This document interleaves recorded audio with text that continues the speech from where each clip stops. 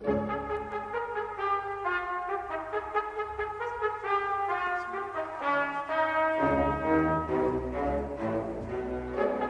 case you're about to see is fictional, but the procedure is legally accurate. The characters are played by actors, but the jury is selected from members of the public.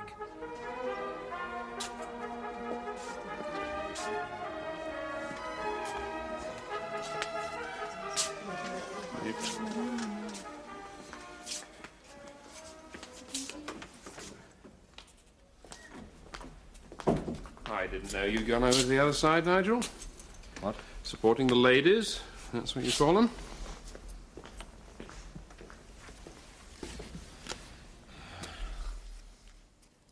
How say you, Russell Steadman? Are you guilty or not guilty? Not guilty. Members of the jury, the case you're about to hear concerns more than a regrettable accident. Miss Hilary Rogers could so easily have been killed. In the early hours of Sunday, September 18th, 1983, Russell Steadman ran Miss Rogers down with his car.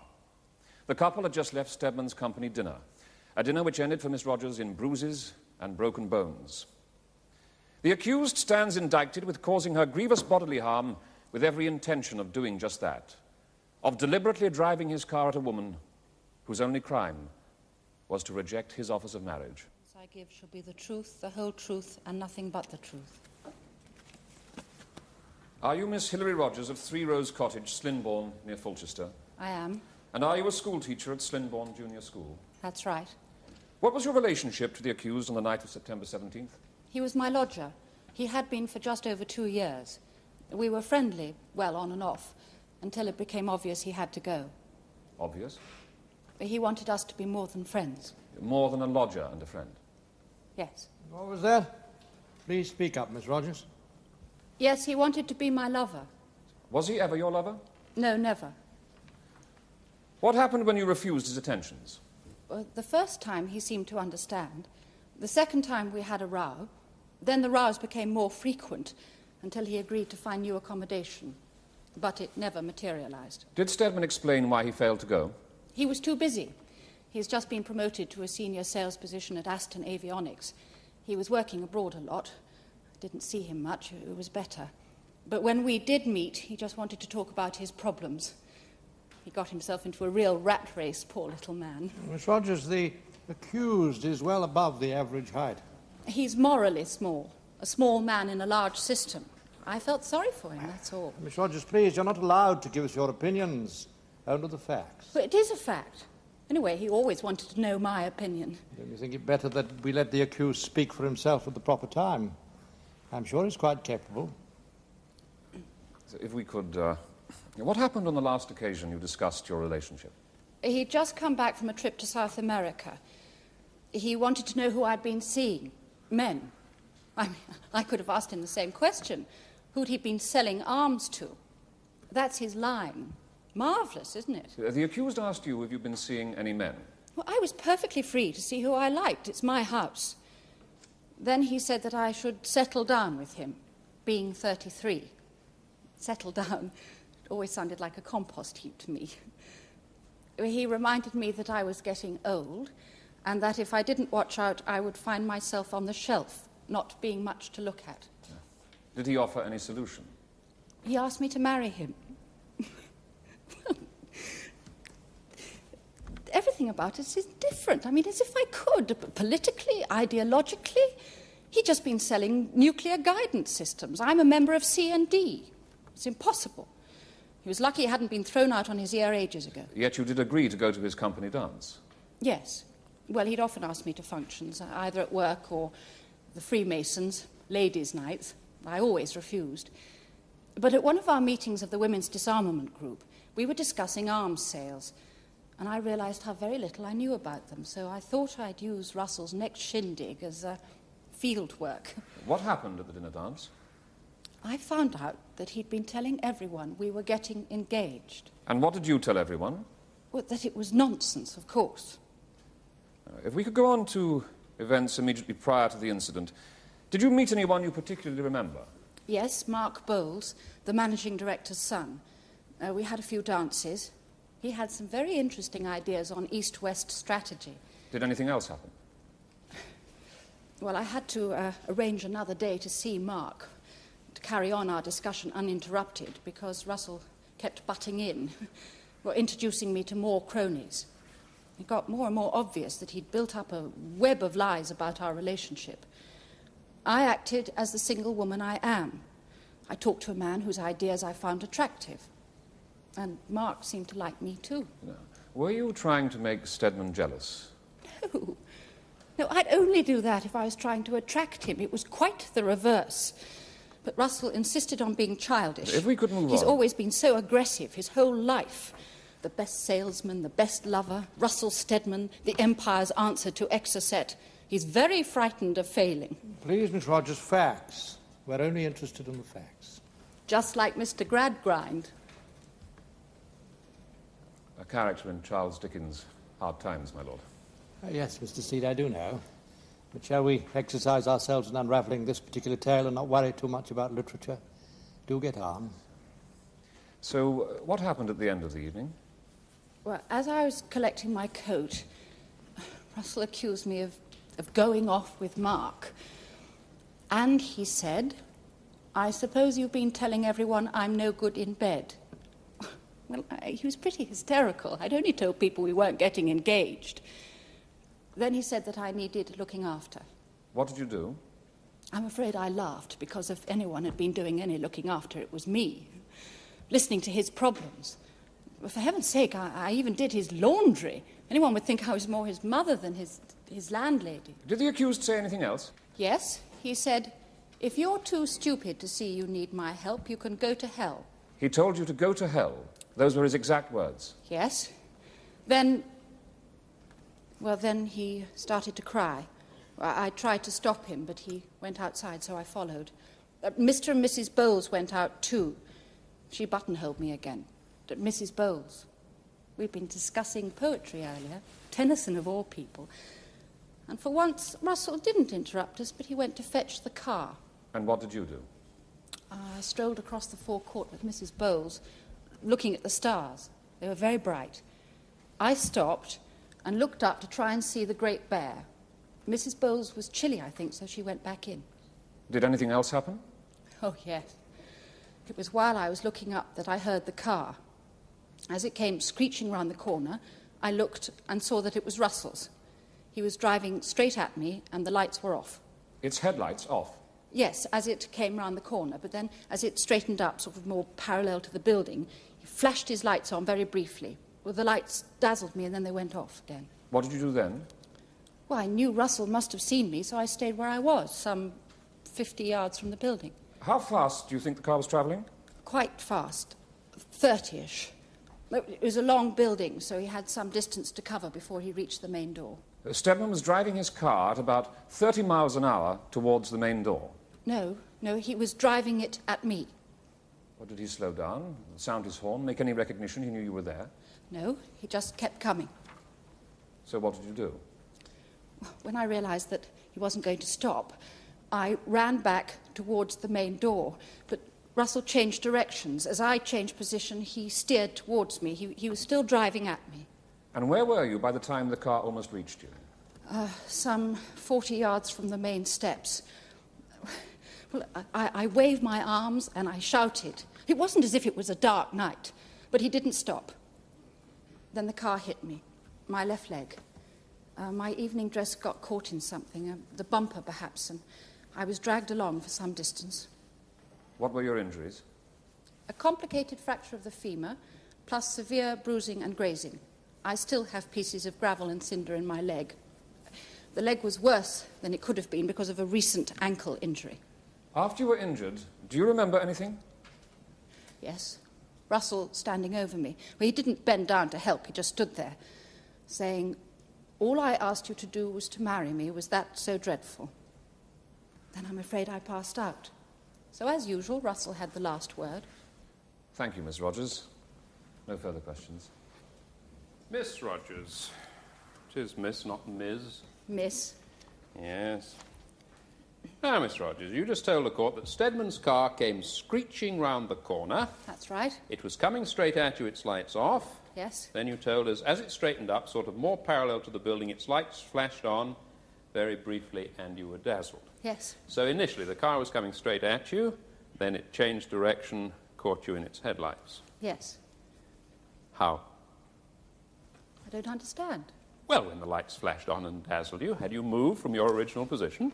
No. Well, perhaps you'd explain how the car could have been going in two separate directions and yet both times be aimed at you, if you didn't move. I didn't move. Oh, I put it to you, Miss Rogers, that you moved. When you ran back towards the building, you ran into the path of the oncoming vehicle. No. And because Russell Steadman had not seen you, he was neither trying to hit you or miss you. I did run, but no, it wasn't like that. When Russell came round the corner, he didn't come round the corner. He came sort of straight out from the side car park in a wide arc, away from the building, across the forecourt. I was standing there looking up at the stars. When I looked down, the car was in mid-turn, coming straight towards me. Then it straightened out, parallel to the building, flashed its lights on and off, but it was still coming straight at me.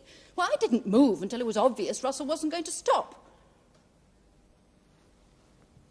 Miss Rogers, you stated to my learned friend that when the car lights flashed on, you knew Steadman must have seen you. How did you know? Well, I was dead centre in the lights. What colour was your dress and coat? The dress was black, the coat greyish. Black and grey. It was night time. You were dressed in dark colours, yet you still maintain that Steadman must have seen you in that split second of light. The stars were shining. It was very bright. And Russell obviously changed directions when he saw me. Then he flashed his lights to make sure that he had me bang in his sights. Oh, no, Miss Rogers, I would suggest you're far too fond of making up stories. This isn't evidence. This is an interpretation of what you think Steadman had in his mind. Now, if we could move back in time. Now, you tell the court that Steadman was lucky he hadn't been thrown out on his ear. That's right. Miss Rogers, did you know there are perfectly adequate legal means of evicting unwanted lodgers? Yes. Oh, why didn't you use them? It wouldn't have been very nice. Seemed a bit extreme. Oh, you don't like being extreme? No, not unnecessarily. You're a feminist, member of an anti-nuclear organisation. Oh, that's different. And you can thoroughly disrupt Mr. Steadman's dinner dance, yet you refuse to take the normal legal action to evict your so-called lodger. It just didn't seem right. And he had promised to go. I put it to you, Miss Rogers, that it didn't seem right because you were, in fact, living together as lovers. No. Wasn't the term lodger used only to avoid embarrassment because you were an unmarried school teacher in a small village? No, of course not. This is 1984. But you were a very obliging landlady. How do you mean? Well, that despite the level of rows you'd have as took place at Rose Cottage, you accepted his bad moods, his personal comments, jealousy, listened to his problems, even saw to his laundry. Yes, I am in a caring profession, Mr. Hurst. I'm a junior school teacher. Those are the sort of functions I carry out daily. Oh, so you're telling us you were not Mr. Steadman's lover. You were merely treating him as you would one of your junior boys. Yes, I am paid to care for little boys, just as I was paid to care for Russell. But had not Mr. Steadman on several occasions asked to marry you? And had you not on several occasions accepted? No, never. Marriage falls quite outside the job description. Well, can you explain then why a perfectly attractive, eligible, successful young man should announce to his colleagues that he was engaged if he'd had no encouragement? Mr. Hurst, what exactly is your line of argument here? You and I both know that provocation is only relevant in a murder trial, not grievous bodily harm. Indeed so, my lord. I am merely trying to prove that Miss Rogers is a totally unreliable witness and that her testimony should not be believed. Very well. Look, if anyone should have been provoked, it was me, not him. Yes, living with him, I became more aware of violence. His.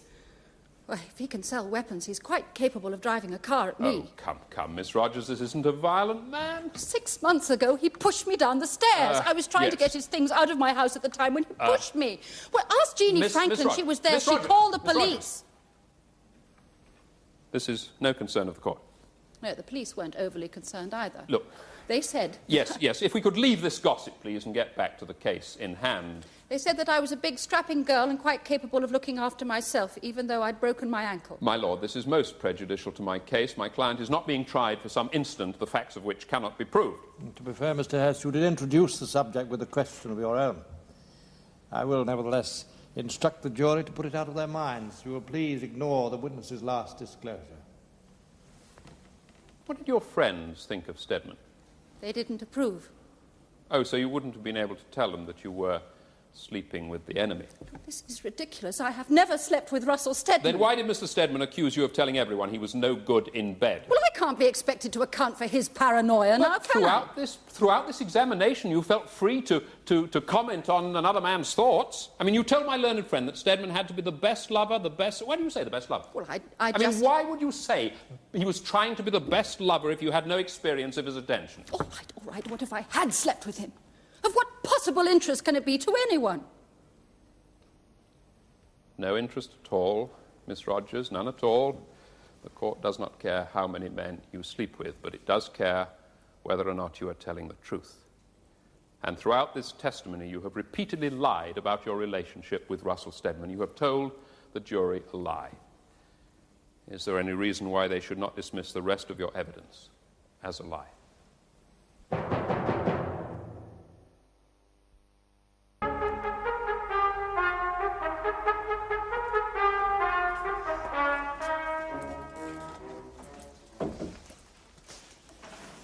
Cheer up, Mrs. Rogers.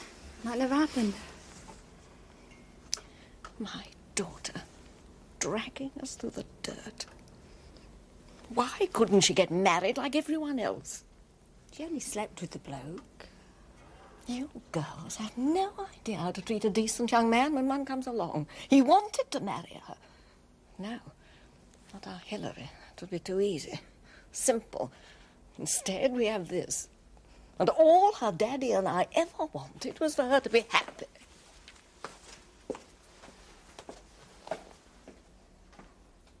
Miss Rogers, why didn't you tell us about your affair with Mr. Steadman? Partly because it was nothing.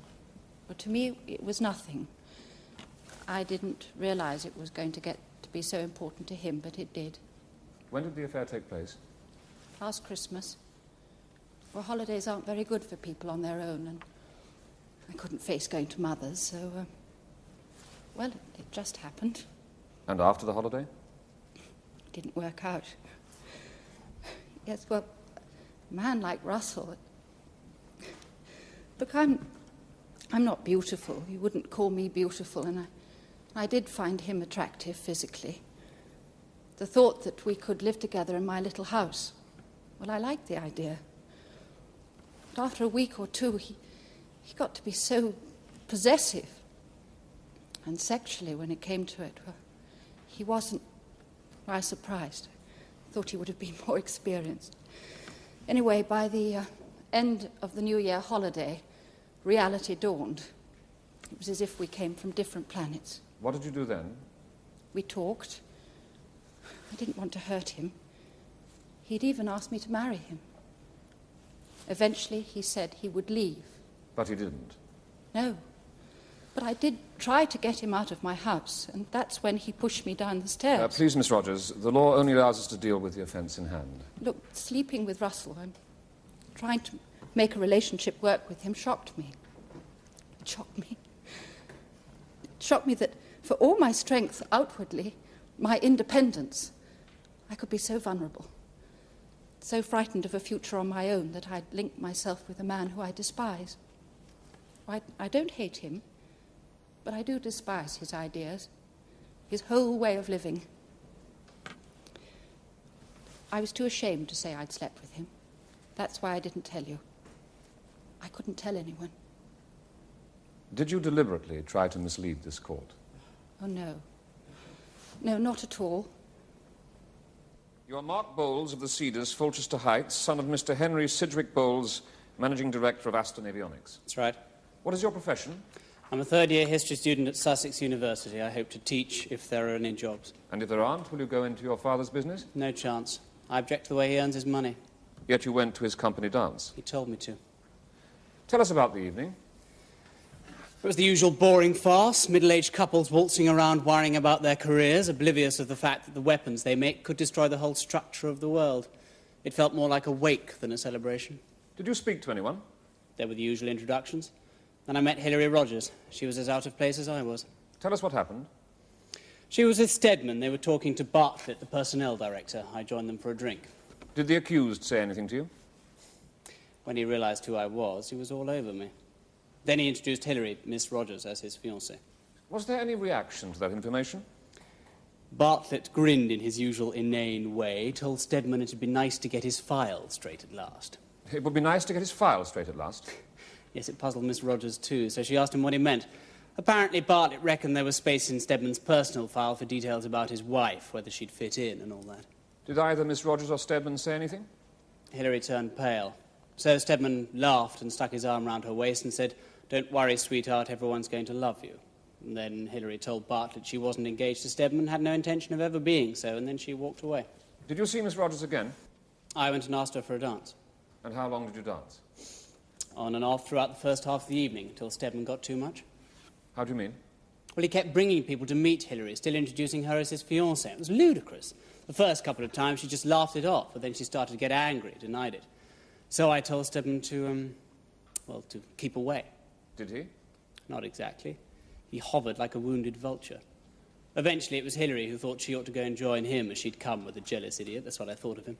But she was remarkably understanding, considering. During the evening, did you have any more dealings with the accused? Not until it was nearly time to leave. We met in the gents. Did he speak? Oh, yes. He told me Hilary didn't need some immature academic layabout who knew bugger all about the real world. That's what he said. And that she was into proper men. It was pathetic. I thought he'd been reading some trashy novels or something. Is that the last you saw of the accused? No, I saw him in his car. And where was that? In front of the main entrance. The car was coming across the forecourt, and I could see Hilary quite a way away to my left. As I watched, the car changed directions, levelled up, and drove towards her. The headlights went on, spotlighting Hilary. I realised that he'd seen her and thought he was probably going to stop and pick her up. It was then that I turned round to light my cigarette. I only turned back when I heard Hilary yell, "Russell, don't." And when you turned back, what did you see? Well, the lunatic didn't even try to brake, and he'd switched the lights off. The car was almost on top of Hilary. She was running towards us, waving her arms, but she tripped on her long dress. And then the car swerved towards her and hit her. The speed didn't drop at all. How fast do you estimate he was going? At least 30. But if he tried, I'm sure he could have stopped. Thank you, Mr. Bowles. You've seen Miss Rogers since the incident? Yes. Often? Bit. Often enough to become totally familiar with her version of the relationship with Steadman? Yes, I suppose so. Often enough to become totally familiar with Miss Rogers? Yes, actually, as it happens, but I put it to you, Mr. Bowles, that your intimate friendship with Miss Rogers has unduly influenced your attitude to the events of that evening. Well, that's ridiculous. I made a statement on the night it happened. Yes, but even then you'd already decided to take Miss Rogers away from Mr. Steadman. Take her away? What kind of language is that? This is past the age of the chastity belt. She didn't belong to him. She doesn't belong to me, for that matter. She was perfectly capable of making her own choice. Now, you said that during the evening Miss Rogers was remarkably understanding, considering. Considering what? Considering Steadman's behaviour. Mr. Bowles, how old are you? 20, but I'll be 21 soon. Do you have a lot of experience of relationships between men and women? I've had a few girlfriends. A few? Well, 2, actually, and now Hilary. Who at 33 is hardly a girl. Now, did you know that some relationships between men and women thrive on conflict? I don't understand. Is it possible that Miss Rogers was remarkably understanding because what you were witnessing between her and Mr. Steadman was part of their normal relationship? No, from what Hilary said. From what Hilary said? I put it to you, Mr. Bowles, that your whole testimony rests on what Hilary said about Steadman, both on that evening and subsequently. No, all I know is that he drove his car at her. Could what you have seen have been an accident? Never. Mr. Bowles, is it not the case that when you came to make your statement, you were already predisposed to find Steadman guilty? No. No further questions, thank you. I suppose you're going to tell us next you got a kick out of being flattened by Macho Man's car. Mr. Bowles. Mr. Bowles!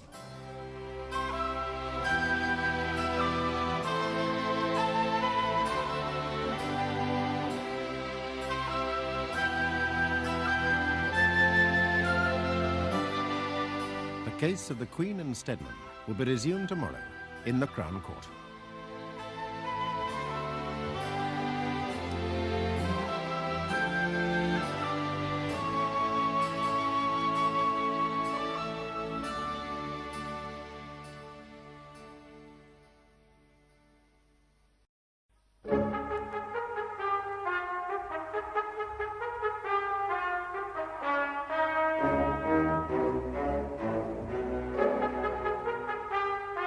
The case you're about to see is fictional. The The procedure, however, is legally accurate. The characters are played by actors, but the jury is selected from members of the public. The Crown contend that Russell Steadman drove his car at Miss Hilary Rogers with intent to do her grievous bodily harm. It's the contention of the defence that Miss Rogers sustained her injuries accidentally when she ran into the path of the car.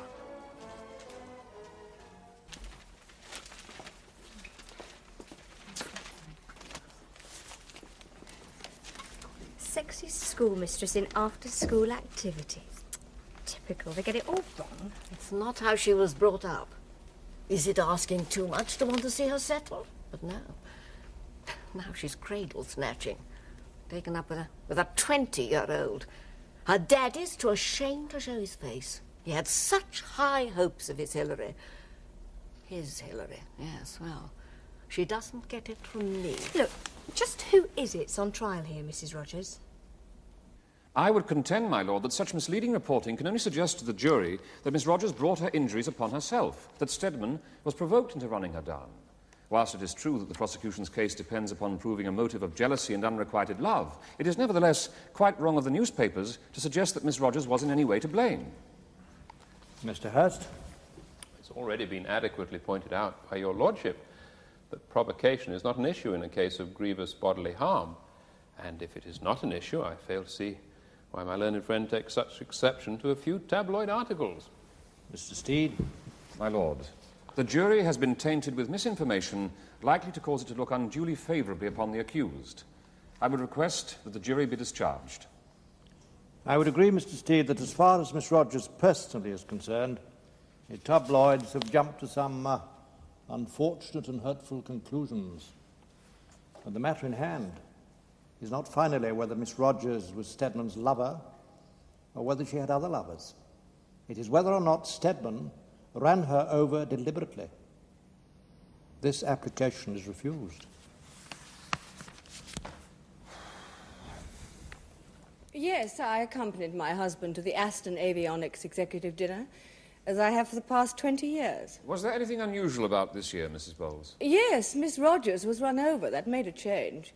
There have been years when I would gladly have done the same thing to Henry, if only to relieve the boredom. Yes, Mrs. Bowles, if we could confine ourselves to what you saw. One is allowed to dream, Mr. Steed. But not in the court's time, Mrs. Bowles, thank you. I was walking across the forecourt with Miss Rogers. She was such a breath of fresh air. Yes, that's what was different. We'd been talking about poetry, Tennyson, and we were looking at the stars. Then Henry called me back. He'd stayed sheltered in order to light his filthy cigar.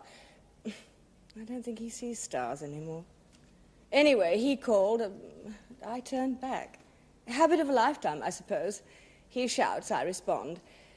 I got back to the steps, and then I heard the car and turned round. Where did you first see the car? Well, it was coming in a sort of semicircle across the open space in front of the building. There was dust flying everywhere. Must have been doing 35. Then it half turned, crossed in front of the building, but a long way off, on the same line as Miss Rogers. On the same line as Miss Rogers? Yes, level with Hilary. Then what happened? Then the headlamps went on. You could see her in the light. Then almost immediately they went off. Could you see Miss Rogers before the headlamps were switched on? Oh, yes, the stars were very bright. She was standing there by herself. She looked very, very complete on her own. I envied her. What happened then? I realized Russell was showing off his toy. My husband had given him a new company car. He was headed straight for the girl and very fast. Did the driver make any attempt to stop? No, none. What did Miss Rogers do? That's what I don't understand. She didn't do anything. She just stood there like a frightened rabbit. It was only at the last minute that she suddenly shouted something and waved her arms. Then she turned and ran towards us at the front door. But the car changed direction. It drove the way she was running, and then it hit her, and she was dragged along the ground before the car stopped. And what did Steadman do? Well, he got out of the car and he went over to Hilary, but he didn't bend down. He didn't even bend down to comfort her. He just stood there looking down at her. I got there as fast as I could. I put my fur coat over the poor girl until the ambulance arrived. And your husband, what did he do? Oh, he wasn't capable of getting anywhere fast. What was wrong with him? He was drunk. Thank you, Mrs. Bowles. Mrs. Bowles, was Miss Rogers introduced to you as Steadman's fiancée? Yes, but later she denied it. I turned him down in front of everyone. Good for her. So you're on her side? Mr. Hurst, I had a similar introduction to company life. If I had known then what I know now, the uselessness, the pretense, Miss Rogers was wise to get out when she could, before she needed the usual anaesthetics. Anaesthetic, Mrs. Bowles? A few gins. Oh, so you'd been drinking at the dinner? Like everyone else. I wasn't driving. And I had to keep up with my husband. A woman must keep up. You told the court earlier that your husband was drunk. Does that mean that you were drunk too, Mrs. Bowles? I didn't say I had caught him up, now did I? Now, you said that you found Miss Rogers to be a breath of fresh air. Yes. Or was that because she expressed the same antagonism to the company and men that you yourself were feeling? Well, yes. Yes, it was. I would suggest, Mrs. Bowles, that you were favourably disposed towards Miss Rogers before the incident, and this has coloured your evidence. Mr. Hurst, I do know what I saw. Mrs. Bowles, do you drive? No, we have a chauffeur. Is it true that you suffered a childhood accident that has left you blind in one eye? Yes. Is that why you don't drive, because you have impaired vision? No. And I don't wear spectacles. My long sight is better than my husband's, drunk or sober. Is it true that the loss of sight in one eye entails a loss of three-dimensional vision? Yes. Is the effect of this in real terms a difficulty in distinguishing relative distances, in assessing whether one object is nearer or farther away than the other? Yes, but like everything else in life, one learns to compensate. You told this court that the accused was driving a long way out, but on the same line as Miss Rogers. Yes. But, Mrs. Bowles, it was night time. You were watching a girl in a dark black dress and a grey coat and a fast-moving car. There was none of the usual paraphernalia of street life against which to judge distances. Only a flat expanse of cinder-coloured space. I know that. He drove at her. She tried to move out of the way. But, Mrs. Bowles, with your impaired vision, it was impossible for you to judge whether she moved into Mr. Steadman's line or out of it. You are determined not to believe a word I am saying. And I'm sure, Mrs. Bowles, that however much you believe your account of what you saw that night, you're not equipped to give the court reliable information. Not equipped? I have managed perfectly well for years.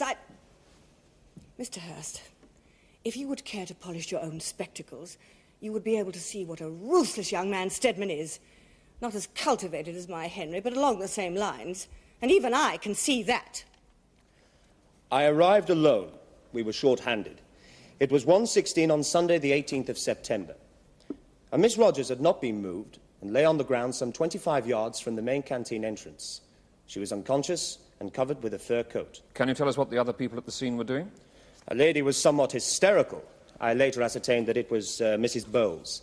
Her husband was doing his best to subdue her. Did the accused speak to you? He said he'd been indoors and had been sick. I asked him what had happened, but before he could answer, Mr. Bowles said he'd seen it all, and it was an accident. Mrs. Bowles shouted it was deliberate. I decided it would be best to caution the accused, who said, "I'm saying nothing until I see my lawyer. Don't worry, officer, that won't be long. He's on his way. I just called him." You mean that while Steadman was inside the building, he had called his lawyer? Yes, that's what he said. So by the time you cautioned him, his lawyer was already on the way? Apparently. What happened once the ambulance arrived? Mr. Mark Bowles was anxious to go with Miss Rogers. I thought he was a boyfriend, so I agreed. Then I checked the ground. There was a longish skid mark, ending at the spot where Miss Rogers lay. Did you measure it? No, sir. Forensic would do that in the morning. I did do a quick check of the car, tyres, etc., without moving it, you understand. Everything seemed in good working order. Did you check the lights? Yes, they were working too. What happened then? The premises were locked, and instructions left with the night watchman that nothing was to be moved. Did you post a policeman on guard? Unfortunately not, sir. The next morning I returned to the scene with forensic to get details of the skid. We might have been able to ascertain the speed of the car when it hit her. Did you get those details? Unfortunately not. The night watchman had gone off shift, and someone had moved the car. We've been unable to trace the culprit, and a lot of cars had driven over the spot before we reached it. Thank you, Constable. Constable, you just told the court that Steadman called a lawyer. Yes. Is that not his right? Yes. Had the ambulance been called? Yes, some 10 minutes earlier. And who had called it? Mr. Steadman, I believe. Before he called a lawyer? Yes, it would seem so, but he seemed too calm. Too calm? Yes, considering he'd just knocked the girl over. But you've just told the court that Mr. Steadman had been sick. Well, that's what he said. I didn't see him. Was Mr. Steadman breathalyzed? Yes. And the result? We barely got a reading. Obviously, he'd hardly touched a drop. Well, could the fact that he was sober have accounted for his calm behaviour? Yes, it could have. When the car was test-driven, did you find any defects? No, none at all. It was almost brand new. Did you examine the windscreen? Yes, it wasn't very clean. Ah, could you elaborate? The accused had been parked under some lime trees that were shedding their leaves. The windscreen was somewhat sticky. At night, would the accused have had difficulty seeing through the windscreen? Well, it's surprising how many people do manage to drive with dirty windscreens. But could the sticky substance on the windscreen have impaired Mr. Steadman's vision? Perhaps. Could it have contributed to an accident? In the right circumstances. And could those circumstances have been found on a September night on an unlit forecourt where a woman in a black dress and a grey coat was standing where the defendant did not expect to see her? Yes. Possibly.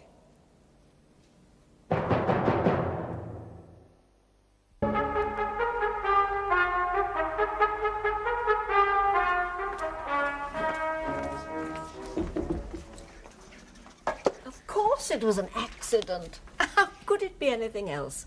Not content with showing her parents up, she's putting poor Russell through all this. He was always very nice to me. Are you Miss Jean Franklin? Yes.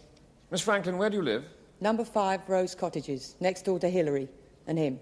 Would you tell the court what happened on September 15th, 3 days before Miss Rogers was run over?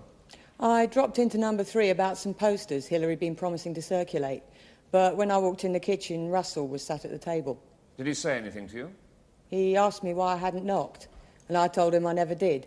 So he said, well, you better start. Things are changing round here. Did you understand what he meant? Not exactly. Anyway, I made a cup of tea and sat down to wait for Hilary.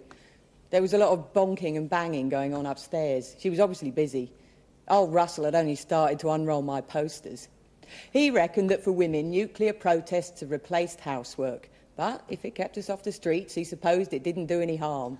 I laughed, because obviously we'd been on the streets with a vengeance. He didn't like me laughing. Miss Franklin, what is the point you're trying to make? Well, the point is, your lordship, he couldn't see there was anything wrong in nuclear weapons, just so long as he had one of the key jobs in the business, provided he had a career. Miss Franklin, please, I assume you are here for some other purpose than to give us a lecture on nuclear disarmament. It wouldn't go amiss. I don't imagine you ladies hold a monopoly on protest.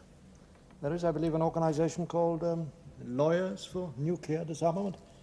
Now, shall we get on with the point in hand? Well, the point is, Hilary came down from upstairs, told Russell his things were packed and he could leave right away. What was his response? Well, he said he could leave, but he wouldn't. And she might as well unpack his shirts now to save her having to iron them again. Then he spilt tea on my posters. He said that was an accident too. Then what happened? I'm afraid I couldn't help myself, friend or no friend. I said, you don't iron the bleeping bleepers' shirts, do you? And that's when Russell shouted at Hilary to keep her bloody harpies out of the house. I think he must have meant me and the girls. Did she reply? She said if anyone was going, it was him. But he just smiled. Smiled for a long time and then said, over your dead body. Over your dead body, sweetheart. Over your dead body. Those were his exact words. Yeah, he meant it. The smile wiped from his face as he said it, calm as anything. And, of course, 3 days later, he'd run her down. Miss Franklin, you just told the court that Steadman had asked you to start knocking at the door before entering because things were changing. That's right, throwing his weight about.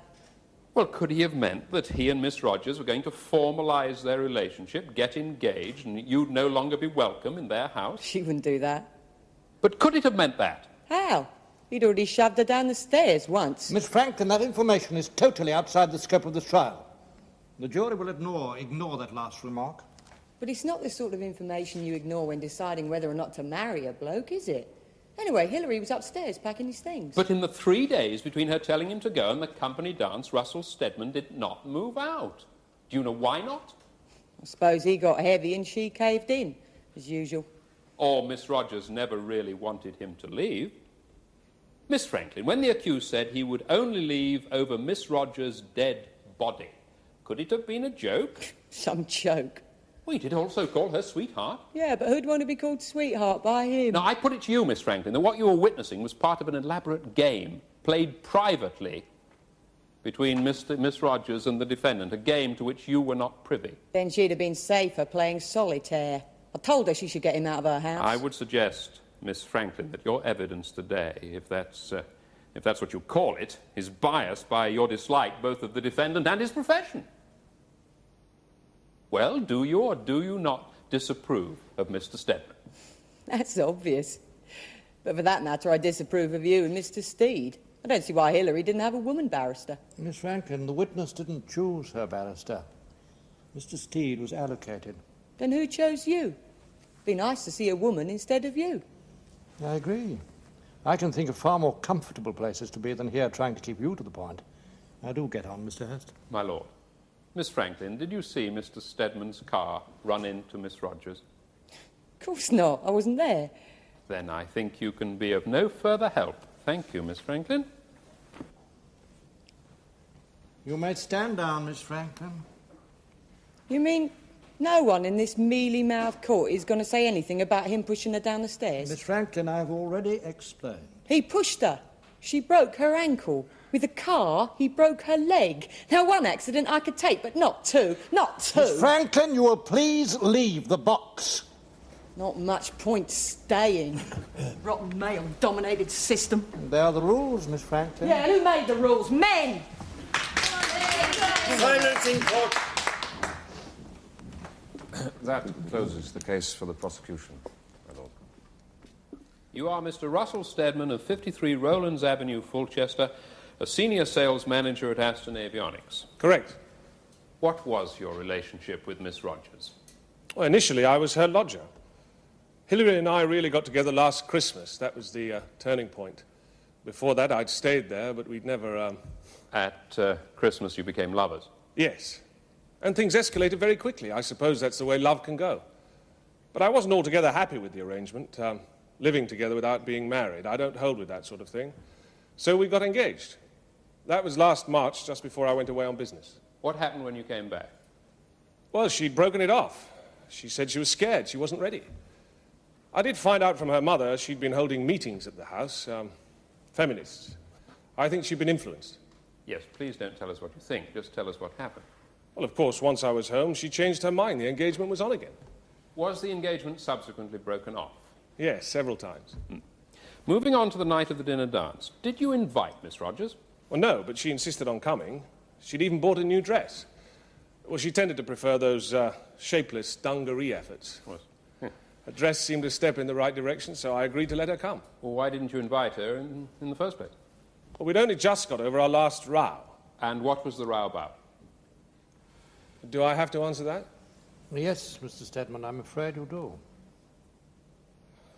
Well, I found out she'd been seeing another man while I was away. It may have been more than one. What was that? It may have been more than one. Men. Men she was seeing. Ah. And what did you do when you found out? Well, I didn't fly off the handle. We talked about it rationally. I was sure that if I was patient, she'd change. After all, we were back together again. So this row was the background to the night at the dinner dance? Right. Can you tell us how the evening progressed? Well, the trouble began with the first group of guests we met. They congratulated Hilary and I on our engagement. But she bridled, denied it, and went on about men treating women as possessions. Oh. So I took her away to dance. Well, from then on, I virtually had to chaperone her. Not to save her from herself, you understand. She can be very silly at times. Mr. Steadman, that really is not for you to say. Yes, but even her mother thought she was stupid to turn me down. That's as may be, Mr. Steadman, but it's not part of this case. Now do go on, Mr. Hurst. My lord, did you stay with Miss Rogers all evening? Well, I would have done if it hadn't been for him forcing his attentions on her, Mark Bowles. He did his best to take Hilary away from me. It's as simple as that. How? Well, Bartlett and I were discussing how many of the younger managers were married. It seemed I was very much in the minority, being 35 and not married. Well, frankly, Bartlett went on a bit too long and frightened Hilary. She thought she couldn't live up to being an executive wife. So I gave her a cuddle to reassure her. Well, by then Mark had joined us and put in his sixpenneth, said marrying a man in the weapons business gave a whole new meaning to the nuclear family, something crass like that. Well, what could I do? Punch him on the chin, the boss's son? Anyway, that set Hilary off again. She even told Bartlett we weren't engaged. Well, she was completely overawed. Later that evening, did you quarrel with Miss Rogers just before you went out to collect your car? No. I only told her to fetch her coat and wait for me outside. Did you at any time accuse her of telling everybody you were no good in bed? No, of course not. Anyway, it wouldn't have been true. Did you at any time tell Miss Rogers to go to hell and then you yourself burst into tears? Tears? At the annual executive dinner? No way. Thank you. Look, there wasn't a man there who wasn't competition. I ask you, would it be any time to start blubbing? If we could move on. Now, you went to fetch your car. Yes. Were you upset by anything? Well, I was a little sad Hilary hadn't done better. A bit weary, you know, realizing how much more time, energy and money it would take. But I didn't give up. I'm not the sort to give up. Tell us what happened when you collected your car. It was in the side car park, the management car park. Some visitors had pinched my space, so my new Audi was parked under the wretched lime trees. Well, they should have been chopped down. The sticky mess from the leaves gets all over the windows. It's a parking space reserved for junior odds and sods. And when you reached your car? Well, this sticky guns was all across the windscreen. I tried wiping it with the wipers, but it only made it worse. But the side car park is floodlit, and it didn't seem to block my vision too much. So I drove off and turned the corner of the building. What sort of speed were you doing? 20, not more than 20. And at what point did you put your lights on? Well, I should have put them on when I got in the car. But the side car park was so light, I forgot to put the headlights on. Well, then when I turned the corner of the building, I couldn't see a thing. There are no decent lights there, other than those at the main door, and I had this muck all over the windscreen. Well, I fumbled for the switch, but not being familiar with the new dash, I couldn't find it. Then my hand caught the dip switch for a couple of seconds and flashed them on and off. And did you see anything in that couple of seconds? Well, I wasn't sure. Something seemed to move, so I swerved left to avoid it. You altered course immediately? Oh, yes, just in case. Which took me towards the front of the building. Well, then suddenly I saw a woman to my right. She was running towards me. I swerved left again, but she ran into my path. I hit her. All right, I should have had the headlights on or done something about the windscreen, but I was going to sort it out when I stopped at the door. But look, I didn't expect the silly I didn't expect Hilary to be hanging around in the dark now, did I? What did you do when you hit her? Jammed on the brakes. I'd dragged her along a bit. She looked dreadful lying there. I'm afraid I messed it up. I froze. I couldn't do anything.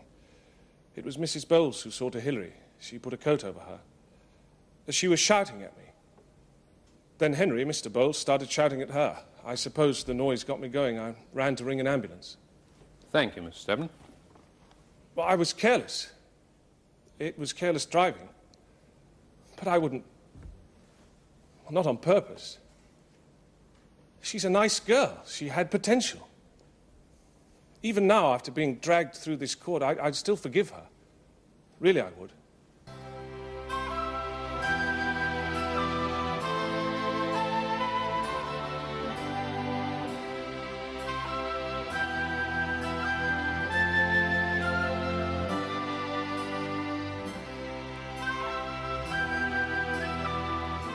The case of the Queen and Steadman will be concluded tomorrow in the Crown Court.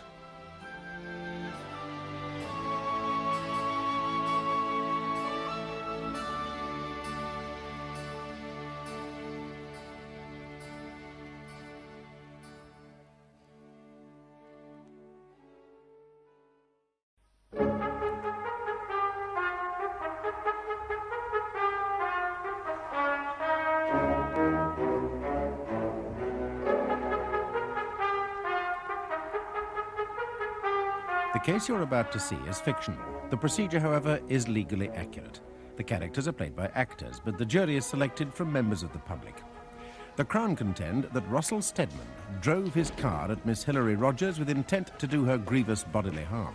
The defence maintain that Miss Rogers sustained her injuries accidentally when she ran into the path of the car. Even now he'd have her back. Not many men would do that. And think what it's done to his career. Well, not to mention what it's done to Hilary's leg.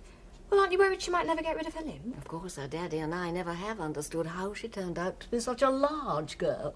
Me being so petite. And now with a limp. And Russell's such a good-looking young man, isn't he? Some girls are never satisfied. You told the court earlier that you thought it would take more time, energy and money to transform Miss Rogers into a suitable wife. That's right. But I was willing to try. Is that how you usually conduct your courtships? I don't understand. Well, I'm asking you if you usually spend time, energy and money on women. Well, not unless it's worth it, no. Not unless it's worth it. I see. So when Miss Rogers decided not to marry you, did it anger you to see a potential investment going down the drain? Look, Mr. Steed, it was just nerves. I know Hilary. She denied the engagement because she's shy. She has an inferiority complex. So how did comments about her age, her looks, help lessen her inferiority complex? Well, it never used to be like that. She never used to criticize before she fell in with them. I could talk without getting kicked in the teeth. Look, no one likes to be disapproved of. We're talking about your opinion of Miss Rogers, not her criticism of you. Yes, well, I didn't start until she kept on at me. And anyway, it's true, women don't age as well as men. She should have married me. I only wanted things to be the way they were before. You mean when Miss Rogers didn't criticize? Yes. Well, there's nothing wrong with me. I'm a pretty average sort of person. In fact, I've done rather well. Do you regard yourself as a good-looking man, Mr. Steadman? Yes. Yes, I get by. Ambitious, presentable, reliable. What is this? Why did you continue to bother with a woman who'd become feminist, anti-nuclear, and frankly critical? Well, I kept hoping she'd get back to normal. She knew how hard I worked. I didn't need all this stupid hassle. I just wanted to get married and have done with it. I needed her to be there, that's all. And what did she need? God knows. Let's return to events earlier that night. Mark Bowles and Miss Rogers were dancing together. You told my learned friend that you were not jealous. She was being polite. Oh, come, Mr. Steadman. You've just told us that Mark Bowles was trying to take her from you. Well, he was trying, but I didn't regard him as a serious threat. If you didn't feel threatened, why did you repeatedly interrupt their dancing? Because I had to introduce Hilary to everyone. What, even though she was saying at every turn that she was not engaged to you? Yes. I put it to you, Mr. Steadman, that the sole motive for interrupting Miss Rogers' dancing was because you were jealous of the attention she was paying Mark Bowles. And what if I was? Isn't it allowed anymore? I suppose it's thought too old-fashioned if a man feels protective towards his girl. You told this court that you hesitated to invite Miss Rogers to the dinner dance because you were just getting over your last row. Was it a major row? Yes, all out. But you also told this court that you didn't fly off the handle. You talked about things rationally, and you were sure if you were patient, she'd change. Yes. Yes, I did say that. Are you really telling us, Mr. Steadman, that that is a description of an all-out row? It was afterwards. It came afterwards. What, the rational, patient talk came after the all-out row? Yes. I would suggest, Mr. Steadman, that there never was any such patient talk. I would suggest that you have been at great pains to present yourself to this court as an understanding man, whereas in reality you were often angry and violent. I'm not violent. Did Miss Rogers repeatedly ask you to leave her house? Yes, but she always changed her mind. Did she not act in a very civilized manner towards you, asking you to leave, not resorting to law, but you would not quit her house? If she wanted me to leave, she could have thrown my belongings out into the street. I was away often enough. So you're telling this court that you would only accept her rejection of you if she threw your belongings violently from her house, returned violence with violence? No, she slept with me. And then, as was her right, she decided she no longer wished to. Well, I knew she'd change. She'd have to. Had to? Why? Because whether she liked it or not, you would make her change? You make it all sound so... The night of the dinner dance must have been a great disappointment to you. Yes, of course. You told your boss and all your colleagues that you were engaged, but Miss Rogers persisted in denying the engagement. Yes. She sabotaged all my plans. But at the end of the evening, you say you did nothing more than to ask Hilary to get her coat. That's right. You mean that after several hours of public humiliation and disappointment, you merely asked her to get her coat? Yes. All I was trying to do was to help her. But she persisted in being ungrateful, so you said to her, if you're too stupid to see you need my help, you can go to hell. Well, I might have said something like... Go to hell? Yes. Yes, all right. But I didn't cry. I certainly did not cry. So, having told Miss Rogers to go to hell, you went to fetch your car. That's right. And what did Miss Rogers do? Well, I left her wandering about on the forecourt with Mrs. Bowles. It worried me what she might be saying to her while I was away. I wondered if I should go back. But then Mrs. Bowles went towards the door and left Hilary on her own. So I hurried to get my car. Why did you hurry? Well, I wanted to get back to Hillary before she joined the others again. What speed were you doing when you drove round the corner from the car park? Not more than 20. You sure? Well, you've just told us that you were in a hurry. Look, I'm not trying to hide anything. It may have been a bit more. Mr. Steadman, I put it to you that because you were in a hurry, you took the corner from the car park too fast. Even if I did, it was still an accident. And it was then that you spotted Miss Rogers. No, I never saw her. It was impossible to see for all the muck on the windscreen. But you told my learned friend that you did see something. You said something seemed to move. I wasn't sure. Why didn't you stop then? It wasn't far to the door. But if something seemed to move, why didn't you stop immediately? I didn't think it necessary. I put it to you, Mr. Steadman, that you didn't stop because you knew Miss Rogers was there and you intended to hit her. It was impossible to see for all the muck on the windscreen. Why did Aston Avionics give you a new car? I'd been promoted to management proper from junior sales. Junior sales? Would they be the junior odds and sods who usually park under the lime trees? Yes. So as a recent junior yourself, you must have had great experience of parking under the lime trees. Yes. Then there must have been many summer evenings when you drove out of the car park with a somewhat smudgy windscreen. Yes, but I usually put my lights on. Look, I've admitted not putting them on. For heaven's sake, it's a new car. Doesn't it take everyone time to get used to all the knobs? You found the windscreen wipers exactly where you wanted them. You found the wipers, but not the lights. A fluke, that's all. But to find the wipers, you must have had to run your hand over a button or two. Are you telling us that in that process you did not find the light switch? Yes, it was luck. I found the wipers first time. Luck? You told my learned friend that you didn't expect Hillary to be hanging about in the dark. That's right. But you just told us that you saw Miss Rogers on the forecourt before you went for your car. Well, I didn't think she'd still be there. But you hurried to your car after seeing her. Surely that didn't give her time to move. I didn't expect her to still be there. What had you expected? For her to sprint back to the door in a long evening dress? Now, Mr. Steadman, I would suggest that on reaching the corner of the building, you looked back and saw Miss Rogers standing alone, and you hurried to your car in order to take advantage of the situation, in order to run her down. Rubbish. And you invented the dirty windscreen to make it seem like an accident. I suppose you're like me. You work on commission. The more convictions you get, the more you earn. Mr. Steadman, Mr. Steed is paid to get at the truth. I put it to you that you drove at speed out of the car park with your lights off because you wanted to run Miss Rogers over. You wanted to run her over because she had humiliated and rejected you. All right, believe it, if you think it's the truth. Look, do you reckon I have difficulty with the ladies? Me? Yes, she blew hot and cold, but it was all part of the game. I was supposed to chase.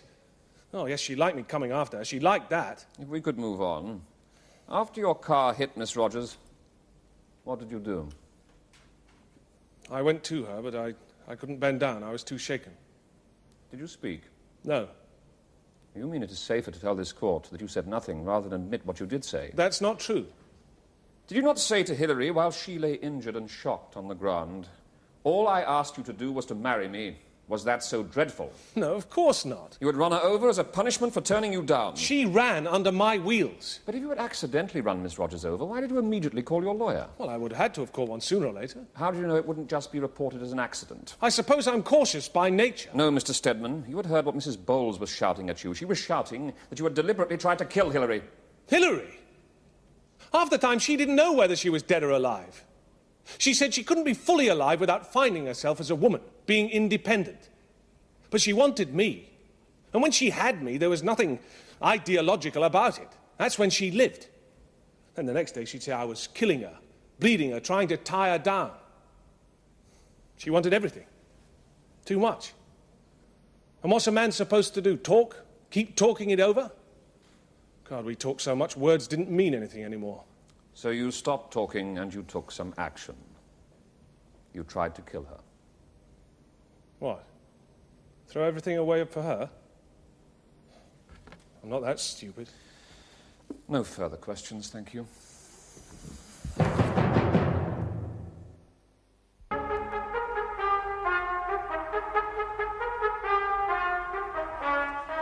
And her singing, Jesus wants me for a sunbeam. Sweet as anything. She was such a good little girl. Who'll want her for a sunbeam now? Look, just because she didn't want to marry him, it doesn't mean that she should be punished. When I was a girl, we knew how to live.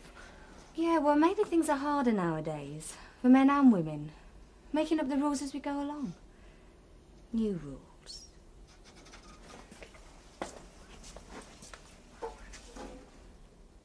Are you Henry Sidgwick Bowles of the Cedars, Fulchester Heights? Indeed so. And what is your profession? I'm managing director of Aston Avionics. I'm a scientist. I set up the business about 21 years ago. Now, will you tell the court about this year's executive dinner? Yes, Steadman had assured me he was bringing his young lady, which I was pleased to hear. And did you meet her? Yes, naturally. Margaret and I always make a point of greeting our guests at the door. We like to put everyone at their ease. And how was Miss Rogers introduced to you? As Steadman's fiancée. And did Miss Rogers react in any way at being introduced as Steadman's fiancée? Yes, she smiled. She was pleasant enough. Do you have any further dealings with the couple during the evening? Yes, Margaret and I invited them to our table after dinner for brandy. I was interested to meet Miss Rogers, as Steadman had told everyone so much about her. Was there any specific topic of conversation? Unfortunately, yes. My son Mark, his education, or rather his lack of any visible progress in it. Nothing to do with Steadman, you understand. Steadman is solid. He's not an academic. Just an ordinary school, but business-minded. Bright. Did Miss Rogers join in the conversation? Yes, she was talking to my wife about poetry. And then when I asked her what she thought university would be like by the time my 12-year-old got there, she became angry. She said she thought that if the nuclear weapons industry continued to expand, we'd all be blown to smithereens by then. I thought that was rather uncalled for, particularly as she'd just been talking about poetry most intelligently with my wife. Did you see the couple again during the evening? Yes, but not until it was time to leave. They were in the foyer talking. Russell didn't look too happy. She seemed to be trying to argue. Was Mr. Steadman hysterical, crying? Oh, absolutely not, no. I thought he seemed to be coping most tolerantly. And then he left to get his car. And what did you do? I waited for my own to be brought round. Margaret was out across the forecourt, talking with Miss Rogers, obviously undeterred. I called for her to come back into the warm, which she did, leaving Miss Rogers out there in the dark. And that's when Steadman's Audi came round the corner. And what speed do you estimate the car was doing? 20, if that. He came round the corner, travelled in a direction 45 degrees diagonally away from the building, and then straightened up. You notice anything about the car? He didn't have his lights on, which, of course, legally he wasn't obliged to do until he was out on the road. What happened then? Steadman flashed his lights briefly and then carried on. Now, after a moment, Miss Rogers took it into her head to move. If she'd stayed where she was, she'd have been all right. But she ran into his path. He swerved, but she kept on running. Steadman couldn't avoid her. Thank you, Mr. Bowles. Oh, Mr. Bowles, your wife, had she been drinking? Well, my lord, he does seem disloyal. Sorry if it upsets you, Mr. Bowles, but please try to answer the question. Well, yes, I'm afraid Margaret has got a bit of a problem. She can hold herself together in public, don't misunderstand me, but, yeah, she drinks. She'd had quite a bit. Thank you.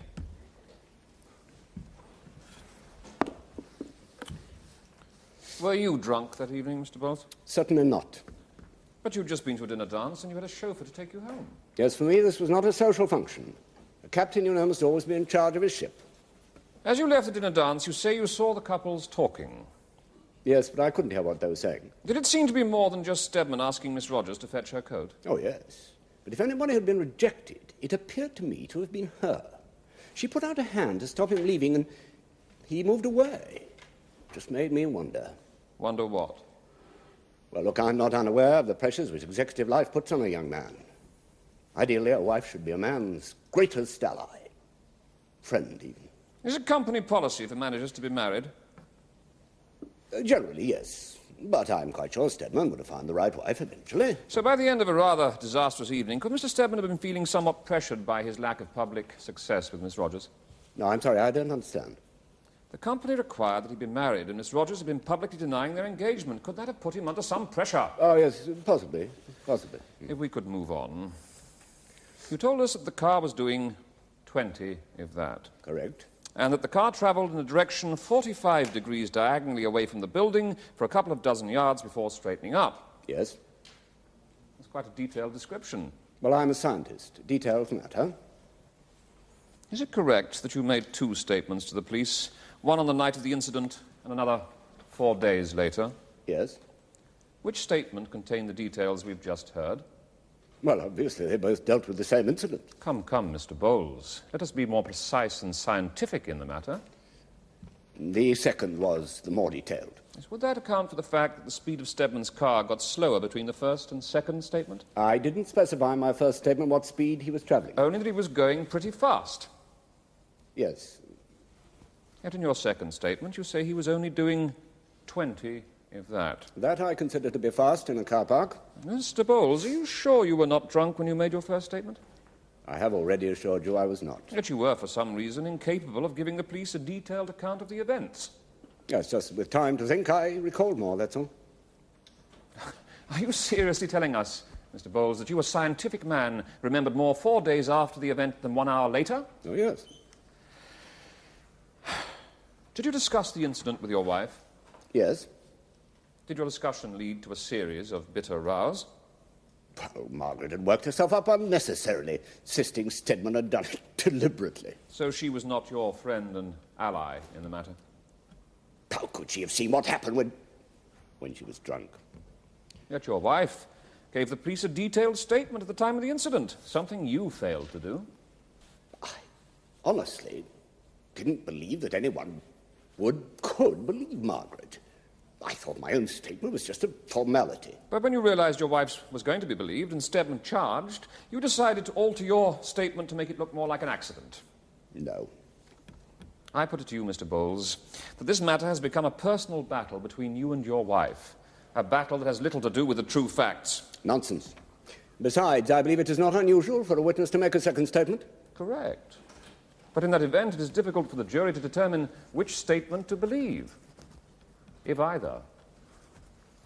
Let us return to some different evidence. After the incident, did the police leave instructions with the night watchman for the car not to be moved? I believe so, yes. And yet it was moved. Regrettably, yes. Did you return to the factory early on Sunday morning, the day after the dance? Yes, I had some important work to finish. Had you already been arguing with your wife? As it so happens, yes. So, having finished your first statement, returned home, had a row, journeyed back to the factory, that didn't give you much time to sleep. Unfortunately, in my business, sleep is at a premium. Mr. Bowles, did you move Steadman's car in order to destroy evidence that might corroborate your wife's story? My lord, if my learned friend is making allegations, then he must provide evidence. Quite so. Do you have relevant evidence, Mr. Steed? No, my lord. The police failed to find anyone who moved the car, but it is nevertheless most peculiar that an important piece of police evidence was destroyed during the 2 hours Mr. Bowles was on the premises. And members of the jury, consider the accused repeatedly refused to leave Miss Rogers' house. He said he would go only over her dead body. 3 days later, Miss Rogers was severely injured. At the dinner dance, Miss Rogers repeatedly denied any engagement to Steadman, and before leaving, the couple had an argument in which the accused told her to go to hell. A few minutes later, Miss Rogers was severely injured. Now, bearing these facts in mind, ladies and gentlemen, you must ask yourselves whether Miss Rogers wanted to marry this man who she has said she despised. And what of the fateful car journey? The accused said his windscreen was dirty and he couldn't see. But yet it was no dirtier than it had been on many occasions. The accused told us he could not find the switch to his headlamps, yet he conveniently found the windscreen wipers. Ask yourselves if you can believe this intelligent man's ineptitude behind the wheel of a car. And also consider that the defense stressed the accused did not expect Miss Rogers to be hanging about on the forecourt. Yet Steadman himself said he saw her standing alone before he hurried off to fetch his car. The facts add up to something more than an accident. And surely, ladies and gentlemen, it is because Steadman knew it was no accident that even before the police cautioned him, he had telephoned his lawyer. He had telephoned his lawyer whilst Miss Rogers still lay injured upon the ground. But the prosecution's case rests solely on the testimony of Miss Rogers, and she has been seen in this court to be a liar. And I urge you to ponder whether you can be impressed by the prosecution's witnesses. Mrs. Bowles, who has defective vision and drinks. What use is her testimony? Mark Bowles, now Miss Rogers' latest lover. We all know where his sympathies lie. and Jean Franklin, who has openly admitted her ideological dislike of the defendant. That leaves the police constable, who admitted under oath that the stickiness on the windscreen could, in the right conditions, have contributed to an accident. An accident, ladies and gentlemen. And what were these conditions? It is night, and a woman in black stands on a dark cinder forecourt. Members of the jury, you have seen Steadman for yourselves, a hard-working, law-abiding man. He was even willing to forgive Miss Rogers her affairs with other men. He is, in short, a civilized man, patiently doing his best for the woman he loved. And now, finally, ladies and gentlemen, the prosecution has brought the charge and have to prove it to you before you can convict. Therefore, it is for you to determine, on the evidence you have heard, whether Russell Steadman deliberately drove his car at Miss Rogers with the intention of causing her serious bodily injury. I urge you to weigh the facts most carefully. I will retire, elect a foreman to speak for you, and consider your verdict. Members of the jury, will your foreman please stand? Please answer my next question, yes or no. Have you reached a verdict on which you're all agreed? Yes. Do you find Russell Steadman guilty or not guilty of causing grievous bodily harm with intent? Not guilty. And that is the verdict of you all? Yes. May my client be released, my lord? Yes, Mr. Harrison.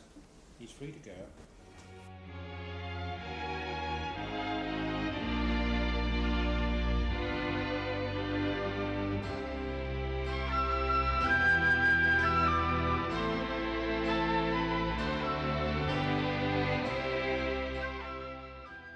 You can join another jury when our cameras return to bring you a further case in the Crown Court.